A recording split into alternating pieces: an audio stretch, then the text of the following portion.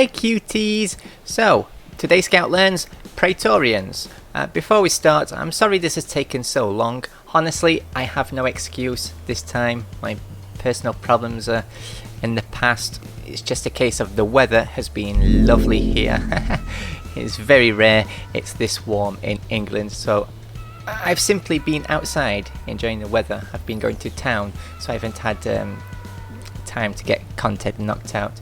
But I promise I'll start knocking it out for the next couple of weeks, because I'm I'm broke now anyway, so I can't go out even if I wanted to. So what we're going to start doing now is introducing a couple of other bugs that we've seen in past Today Scout Learns. So everything we've learned, we can sort of put it together and see how it works together in combination. I'll meet you at the equipment terminal, where we'll go over the Praetorians Miner's Manual page and wiki page, and then we'll head down and experiment, see what the most efficient way is for a scout to deal with Praetorians.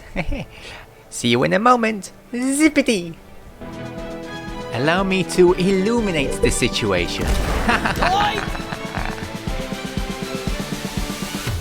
Hi cutie, thanks for joining me. Let's jump right into the Miner's Manual, shall we? The Glyphid Praetorian is 2 tons of armour, teeth and claws. It's extremely aggressive and highly territorial. It vomits up a powerful spray of corrosive poison and is mostly resistant to bullet fire from the front. Both very good reasons to flank Praetorians at all times. See, this is why it's always important to read the manual when you're new. It always gives helpful hints like this.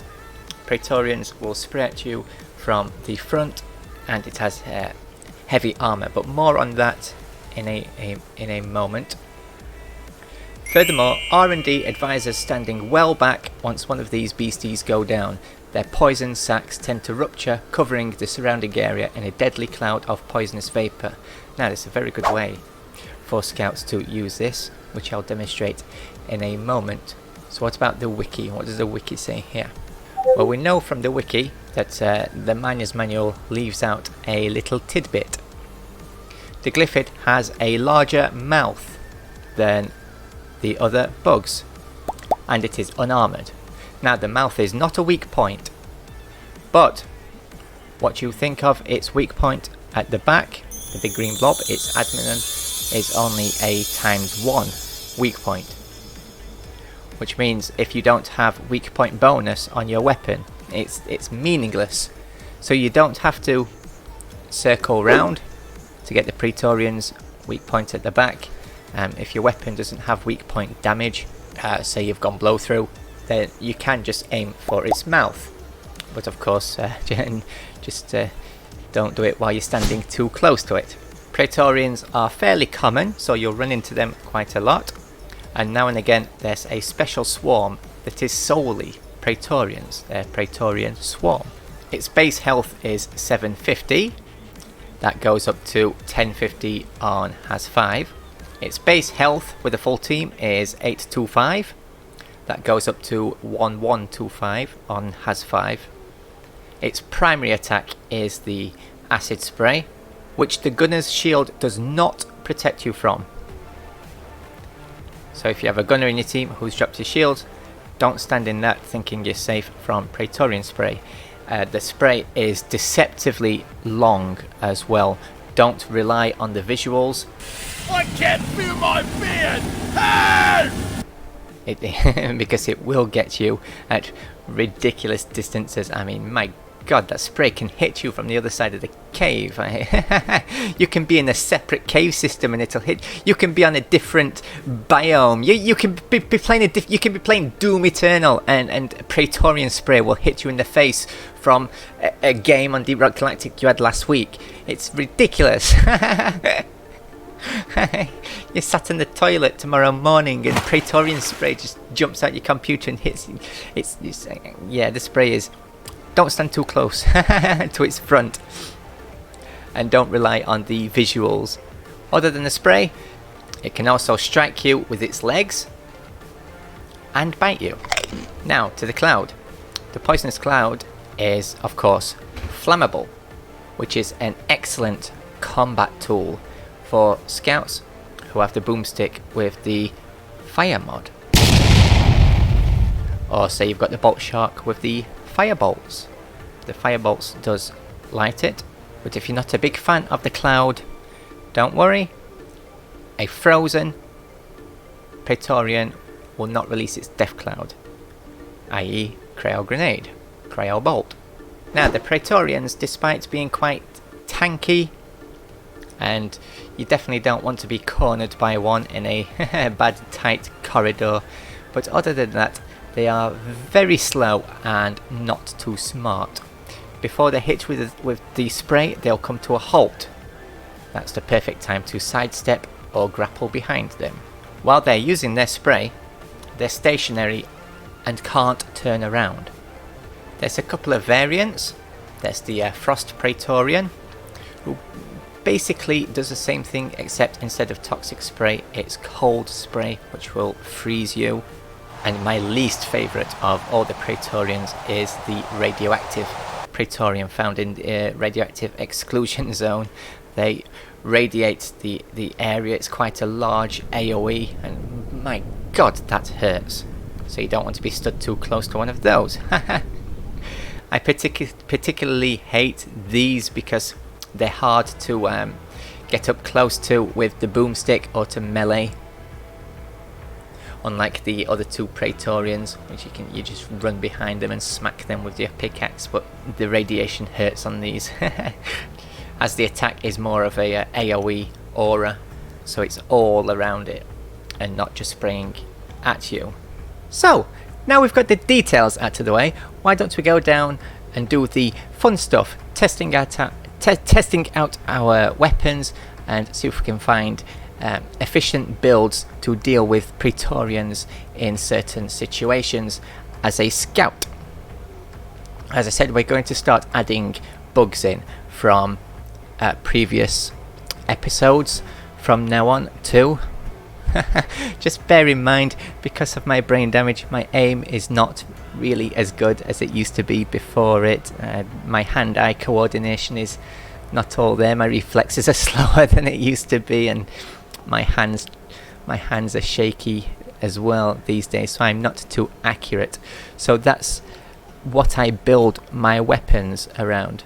Usually on the GK2 I'd go with the bullets of mercy and rate of fire, or hardened rounds depending on the biome, I guess, but I like the rate of fire on the GK2. It's very rare I go weak point on the GK2 for reasons mentioned, my brain damage. You have to be very...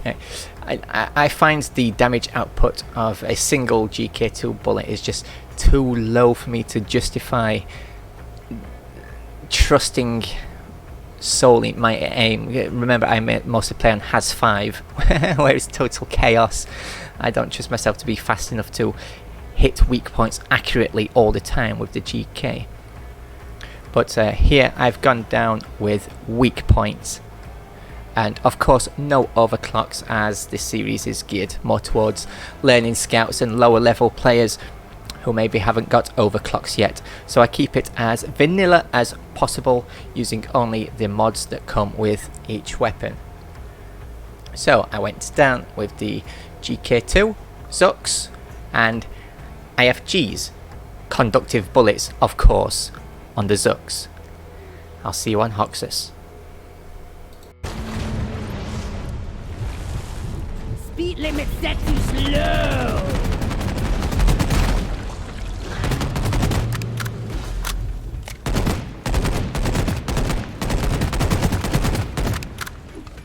And this is why I went down with weak point damage on the GK2, to show you the difference between shooting it in the mouth and shooting it in its abdomen.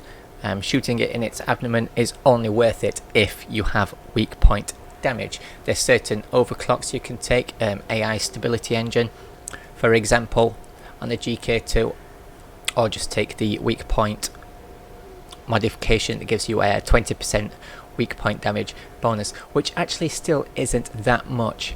But when you compare this clip with me just shooting it in its mouth, you see how slow and inefficient it can be, especially if your aim isn't super accurate.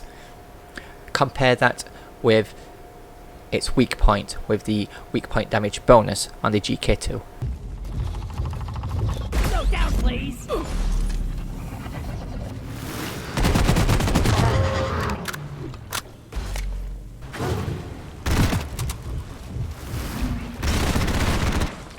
One down. Slowing down traffic.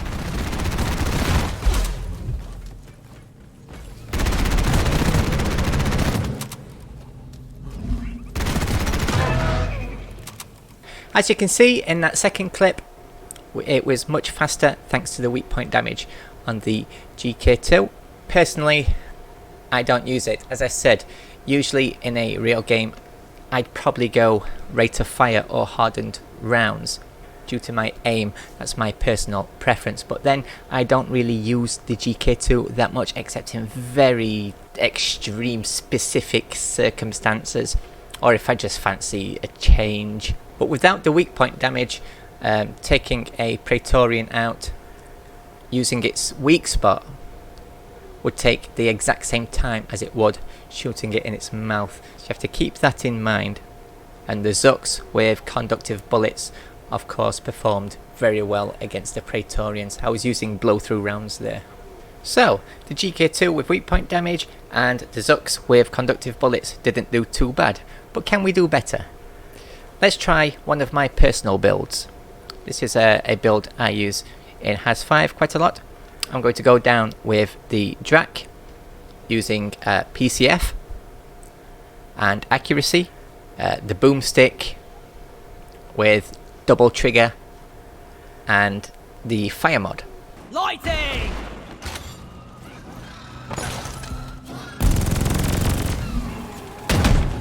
Weapon ready! Eat it! Zip!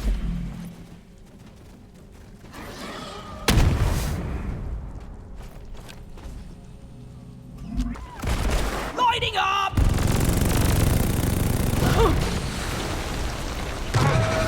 I was born ready. Enemies frozen!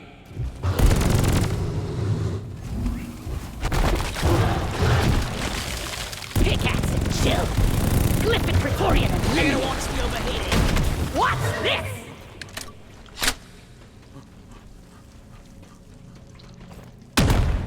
Normally with this build I'd take pheromone grenades with me, but I took cryos down with me on this occasion just to clearly show that one cryo grenade can take out a swarm of Praetorians. One cryo grenade will freeze a Praetorian.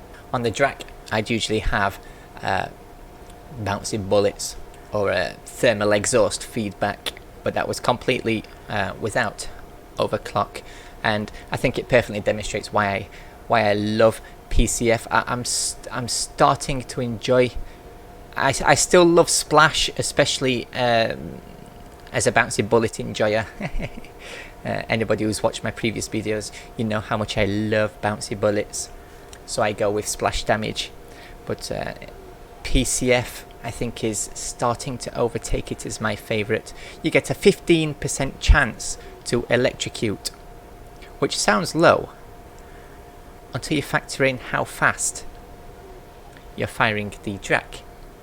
So it's just a 15%, 15%, 15%, 15%, 15%. That's a lot of 15%. Right? Makes light work of Praetorians and other bugs. And of course I showed there with the boomstick how you can use the Praetorians against the other bugs. Just kite them into the gas, shoot your boomstick, boom. So what other options do we have at our disposal?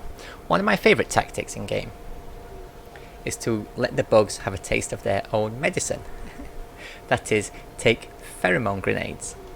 There's nothing more satisfying than watching the bugs get hit by that spray. I just love standing there and watching them sometimes. So let's go back down again and take pheromone grenades with us this time. I'm going to take the M1. Usually on the M1 I take hipster or minimal clips depending on the mission, and normally with these two overclocks I would go armor breaking and weak point damage. So those are the mods I'm going to take here. I'm also going to take the bolt shark with me this time with the electric bolts, which I'm starting to like a lot. Lloyd is up! Pheromones! Crawlies attack each other!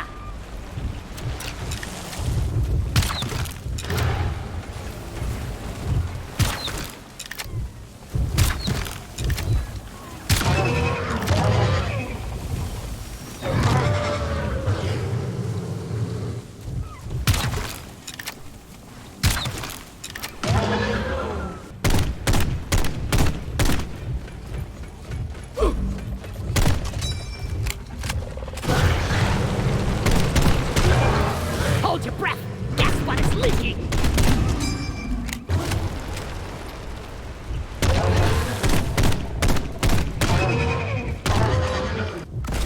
Lighting!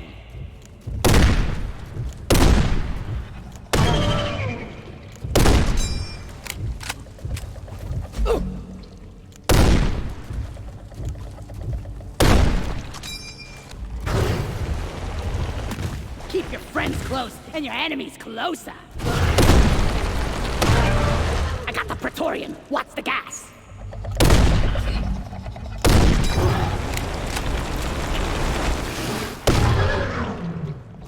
As you can see, electric bolts good. Electric bolts very, very good. I love them. I think that clip just speaks for itself. With the M1 I was trying to show examples of different ways I would attack a swarm, because I'm never just aiming for weak spots, and I'm never just focus shotting or just hip firing. Sometimes you don't get the pleasure of carefully aiming for weak spots, especially when your brain damage and have slow reflexes. So in the first clip I was showing hip firing, just shooting them anywhere, and I let the armor breaking do the heavy lifting there. Focus shots, but not aiming for the weak spot, just aiming anywhere, you know, the mouth or its shell, which again, just letting armor breaking do the heavy lifting there. But of course the last clip, if you can and do have the space and time to place your shots, of course that's where you saw the weak point damage come into play there. It only takes a few shots, bearing in mind that I'm demonstrating these on lower HAS levels, so it might take an extra shot on higher levels. And of course the pheromones there, my favourite grenades. They're a good distraction. I know you think, oh, yeah, but if cryo just freezes them, why wouldn't you just stick to cryo grenades and not pheromones? Well, because when you cryo grenade a swarm, you have to deal with the swarm still, right? They will unfreeze, and if your entire team's down and you're low in ammo or just don't have the weapons with you to deal with the entire swarm and get somebody up while looking after your own safety too, that's not always a very good idea. Pheromones though are a good distraction. They get the bugs to fight each other, which of course is depleting their HP, and also distracts them so you can do something else. While the bugs are too busy fighting, you don't have to worry about them. You can grab that nitro quickly, you can get that teammate up, you can deposit into molly, call a supply. It buys you that precious breathing room that the other two grenades just don't. So, Big Sis, does that mean we should never take cryo grenades, or cryo grenades are never useful in this situation? Apart from Bacteria Plague. Au contraire, ho he ho he ho! My dear scouts, You see, we can have best of both worlds. Lights up!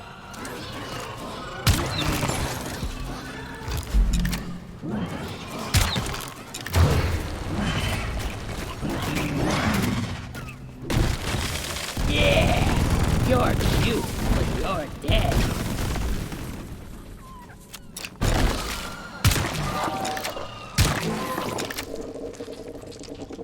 And there we have my favourite build, and what I personally have found to be the most efficient way of dealing with Praetorians in a swarm.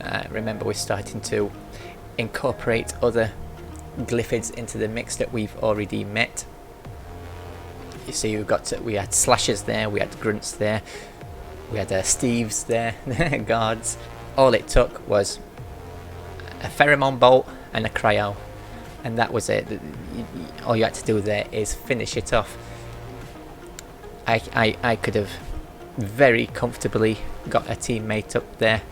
I could have very comfortably defended myself in the green circle on a salvage mission there, and that's what it's all about.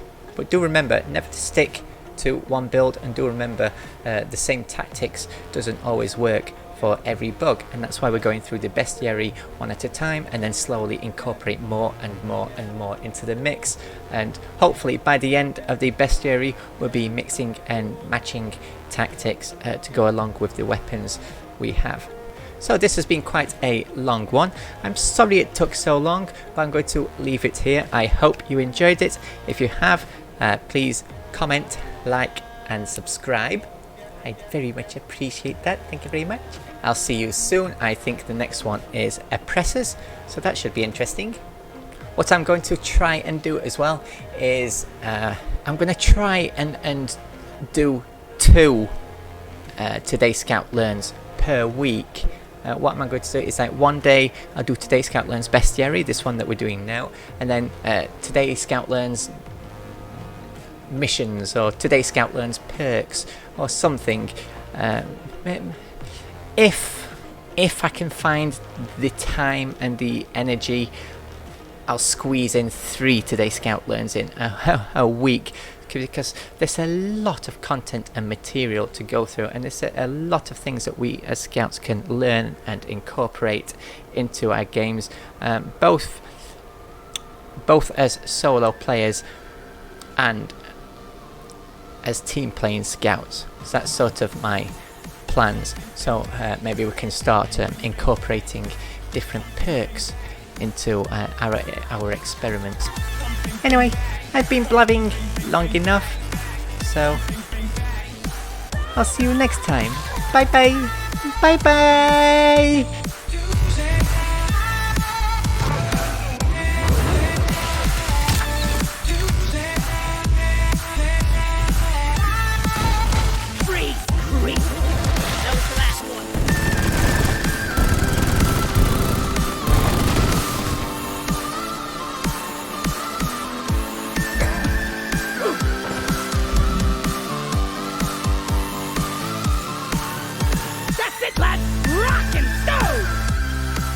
See ya, suckers. Zippity.